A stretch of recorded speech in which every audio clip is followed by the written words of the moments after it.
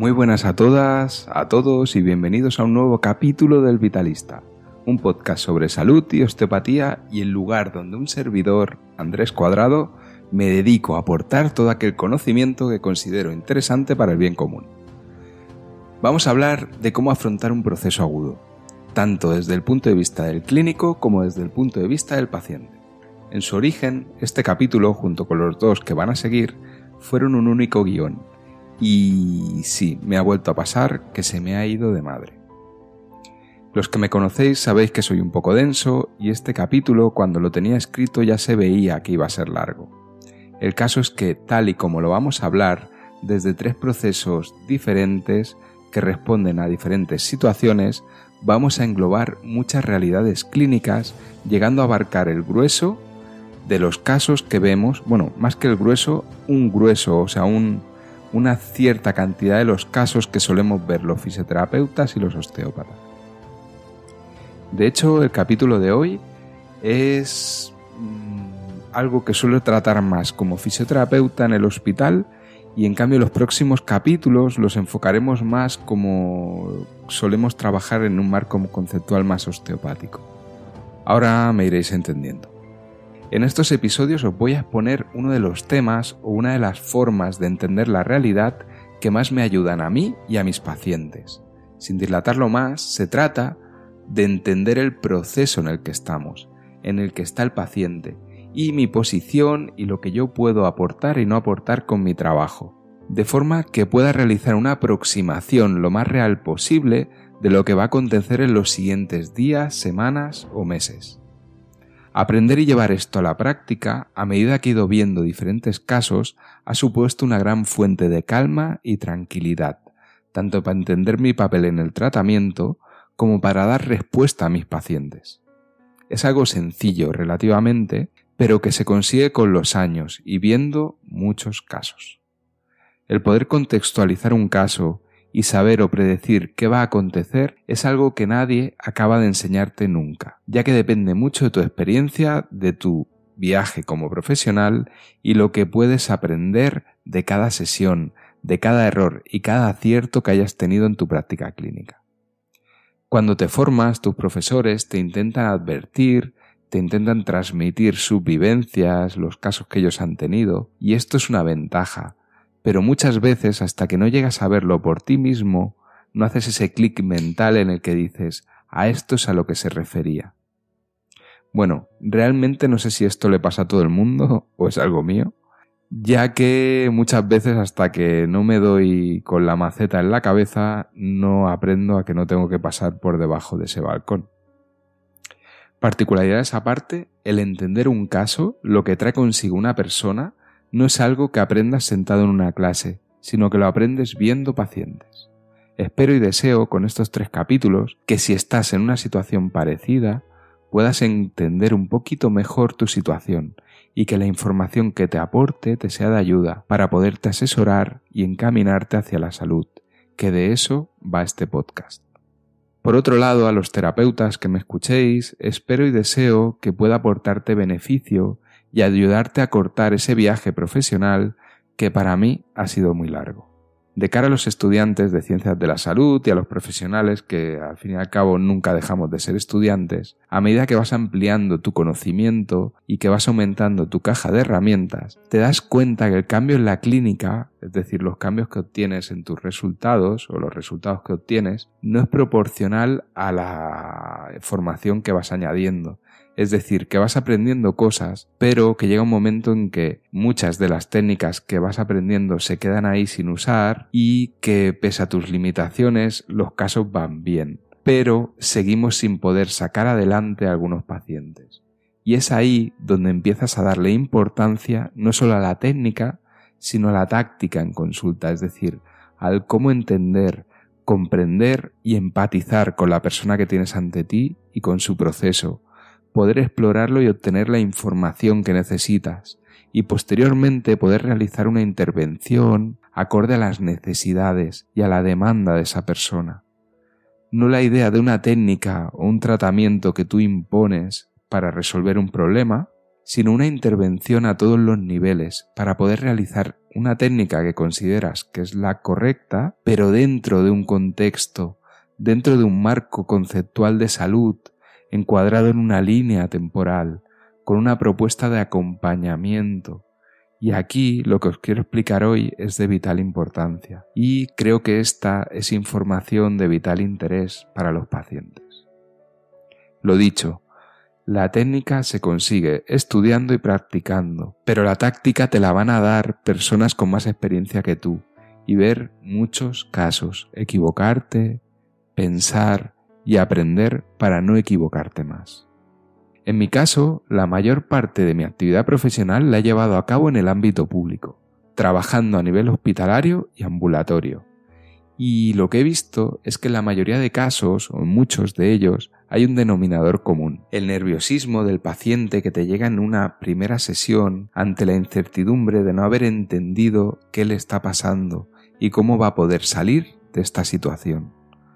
Como curiosidad, y algo que realmente es interesante, es que se lleva mejor una mala enfermedad con una buena explicación y entendiendo lo que está pasando que un problema leve pero sin que nadie te haya explicado lo que te pasa, qué puede pasar y qué hay que hacer para solucionarlo o avanzar. Y creerme que Google no siempre ayuda. A fisioterapia en el hospital, cuando llega un paciente a tus manos, viene con un diagnóstico, con una pauta de tratamiento a realizar, es decir, que el paciente llega a ti habiendo pasado por un especialista o por su médico de familia y por un médico de rehabilitación. En el contexto de la sanidad pública, esta es la realidad, aunque nos duela. El papel del fisioterapeuta es aplicar este tratamiento y asegurarse que se lleve a cabo de la forma más correcta posible. Curiosamente, el paciente casi siempre tiene un nombre para lo que le pasa, pero no lo acaba de entender o nadie se ha parado a explicarle qué es lo que hay, qué es lo que puede pasar y qué puede hacer para recuperarse. Viene a recibir una intervención y espera que con ello mejore y si no mejora, espera que se le vayan a proporcionar nuevas soluciones pasivas, es decir, va a seguir recibiendo tratamientos, pero en muchos casos sin entender por qué se están llevando a cabo. Puede parecer que exagero, pero se podrían evitar tratamientos agresivos con una buena contextualización de los problemas. No digo que sea la pauta general, pero es algo que sí que pasa.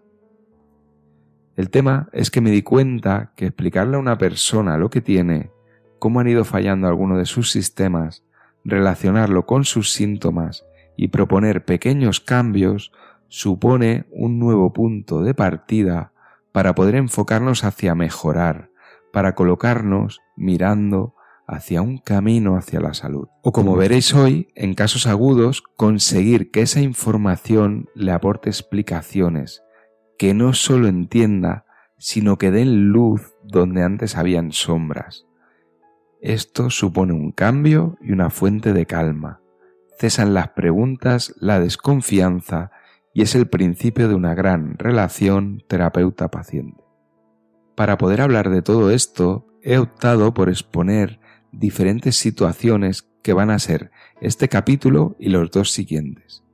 El primero sería cómo afrontar un caso agudo con 2 ejemplos ante un evento traumático o quirúrgico, siendo este evento el origen de la sintomatología.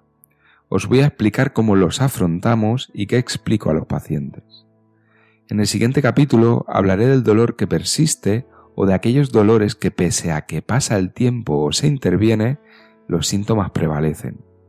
Y en un tercer capítulo vamos a entrar con un tercer supuesto, que es cuando se suman lo que llamamos factores perpetuantes o banderas amarillas, situaciones que dificultan el trabajo y que dificultan al paciente salir del hoyo en el que está inmerso. Lo haré con el ejemplo de la fibromialgia, un diagnóstico con pacientes muy castigados y con un acúmulo de estas situaciones limitantes. Como podéis entender, esto es un esbozo, es un borrador de un mapa que se engloba en un territorio mucho más grande. Hay muchos matices y variaciones, dependiendo de la persona y de lo que hablo siempre, de la historia de vida individual, la forma que tiene de entender y asimilar lo que le pasa, de su contexto cultural, social, familiar y espiritual, y de factores como la dieta u otros hábitos, y esas cosas que hemos ido y que iremos hablando. Pero si me permitís las inexactitudes, seguro que este episodio os puede ser de ayuda. Vamos allá con los 2 primeros supuestos que van a dar forma a este capítulo. Imaginemos una persona que se ha fracturado la tibia, un traumatismo, un paso por urgencias, un ingreso hospitalario con una intervención quirúrgica, un alta y visitas para las curas. Llega un momento en que a esta persona le mandan rehabilitación y acude a fisioterapia con dolor, dificultad para mover la rodilla, sin poder caminar ya que aún no le permiten la carga.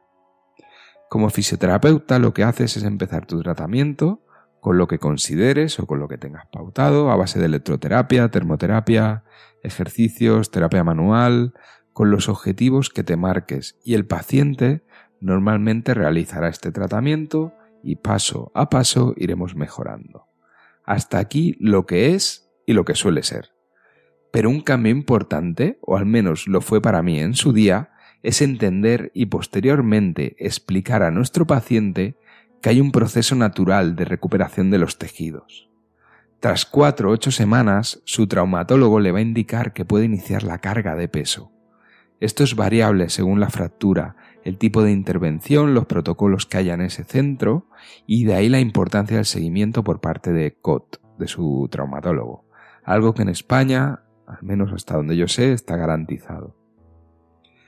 Hasta ese momento es de vital importancia mantener el recorrido articular en la extremidad, mantener la fuerza muscular y el resto de funciones, es decir, que haga ejercicio con el resto de partes de su cuerpo y que dentro de la medida de lo posible se exponga al sol, se alimente, se hidrate bien y duerma por la noche las horas que necesite.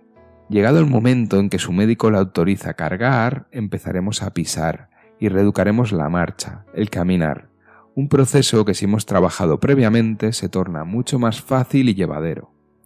Y hasta aquí, si se lo has explicado a tu paciente, le has puesto en contexto de lo que va a ser. Pero el tema va un poco más allá. Paralelamente a los tiempos que marque individualmente el médico, la fisiología y los mecanismos de autorregulación, no sé si os suena, que tiene el propio cuerpo, van a hacer su trabajo. Una broma muy típica que hacemos en rehabilitación es que nosotros, los fisioterapeutas, les entretenemos y es la naturaleza la que los cura. Lo decimos en tono de broma, pero no deja de ser, en parte, la realidad.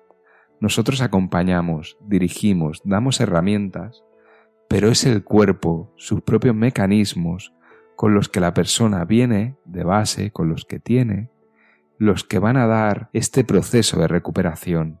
Y esto lo veremos cuando hablemos de los casos de persistencia de síntomas. Precisamente, los síntomas persisten cuando hay factores que no dejan avanzar a la persona. No a la fractura, que también, sino a toda la persona hacia su curación, a todo el ser humano, mejor dicho. Cuando la situación o alguna parte del tratamiento han supuesto un trauma importante, cuando la persona se ve desbordada a nivel mental o emocional, cuando el dolor o la ansiedad o la sensación de abandono, de desamparo, se convierten en parte del problema, entramos en complicaciones que nos llevan a dificultades, a verse entorpecido el proceso natural de recuperación, las banderas amarillas que os comentaba antes. Volviendo al tema, la regeneración ósea, la creación del foco de fractura, va a tener una fase de curación inicial de 4 a 8 semanas y del 2º al 5º mes se va a dar la reestructuración o remodelación ósea. A partir de este 4º o 5º mes se va a ir perfeccionando hasta que da lugar a un callo óseo, una zona de recuperación aún más estable si cabe que el hueso anterior. Esto es si el proceso de recuperación es el adecuado. Pero una fractura de tibia no es solo el hueso el que se rompe, ni se lesiona. Tenemos partes blandas articulares que se pueden lesionar por el traumatismo, vasos sanguíneos que se ven lesionados, el tejido fascial, inflamación articular, atrofia muscular por desuso o por inhibición neuromotriz debido al dolor. También vamos a ver descalcificaciones en los huesos del pie o de la cadera. Esto sobre todo porque la extremidad no se va a ver sometida a carga, y el que no haya carga mecánica impide la fijación de calcio. Todo son lesiones que no se tienen en cuenta. ¿Pero os habéis planteado alguna vez esto? Tanto clínicos como pacientes.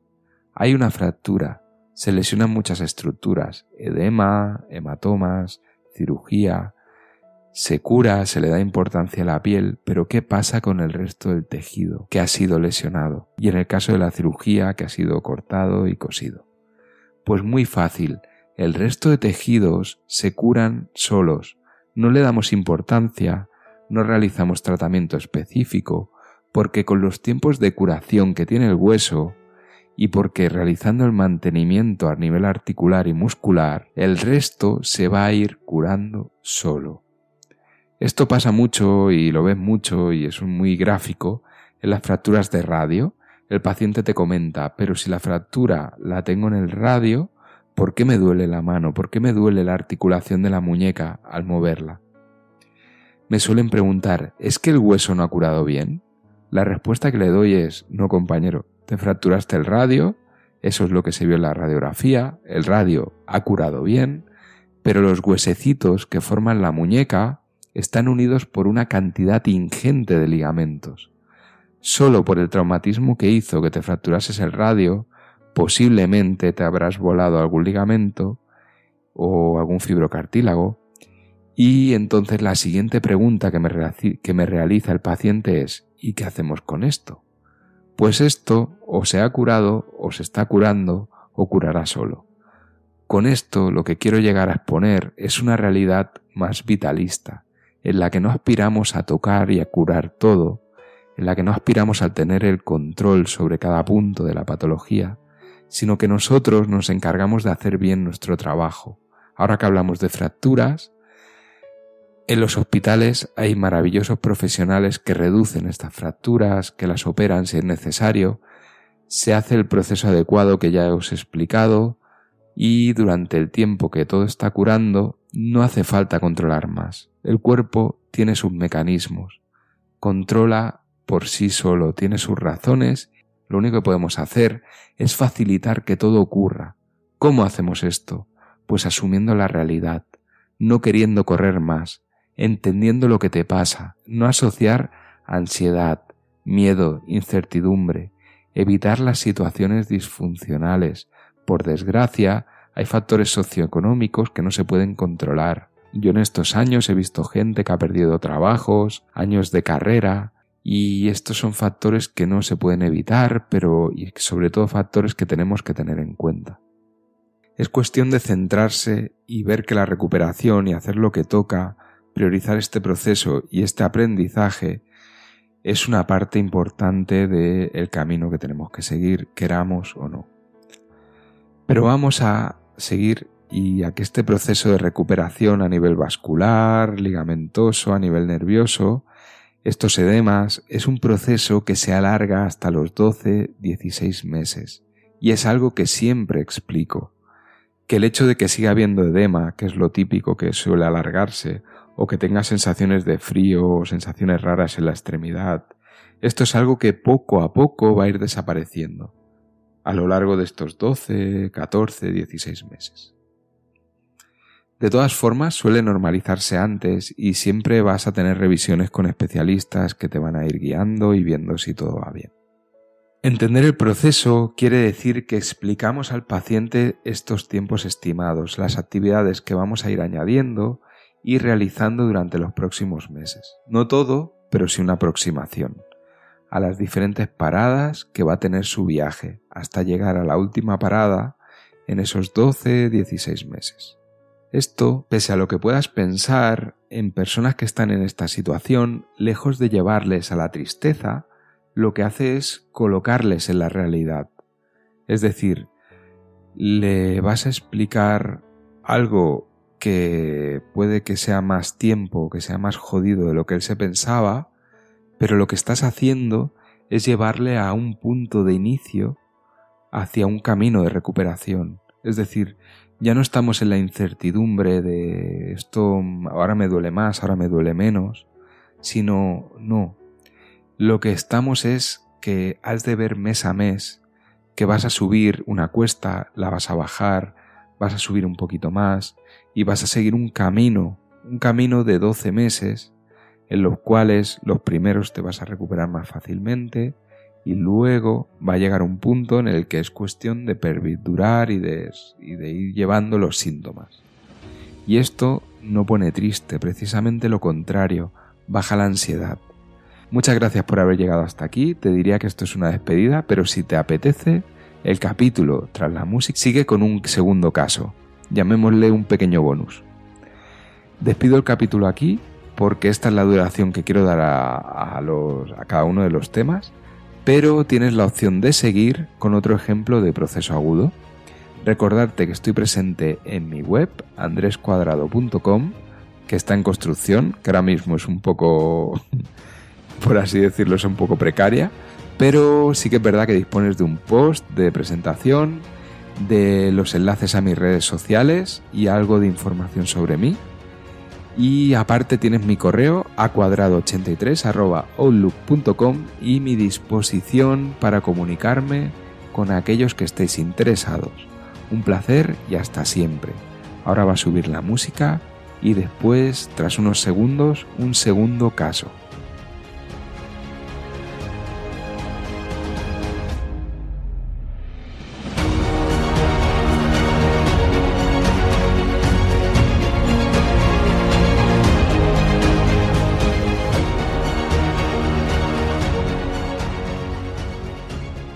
Quiero abordar un último supuesto, que es lo que más he tratado en mi carrera profesional realmente. Creo que desde, no mi primer trabajo, pero desde que entré en el hospital hasta la actualidad, son casos que veo a diario y son aquellos que han sufrido un accidente de tráfico, el típico síndrome del latigazo cervical, y digo típico porque por desgracia, no sé, un porcentaje muy alto de la población ha sufrido este tipo de problemas.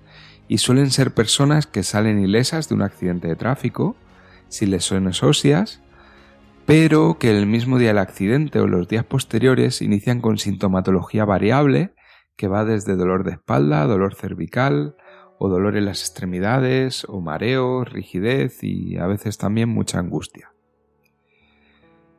Esto es fruto del accidente debido al golpe que recibe el cuerpo. Hay una gran cantidad de energía mecánica que absorben las estructuras.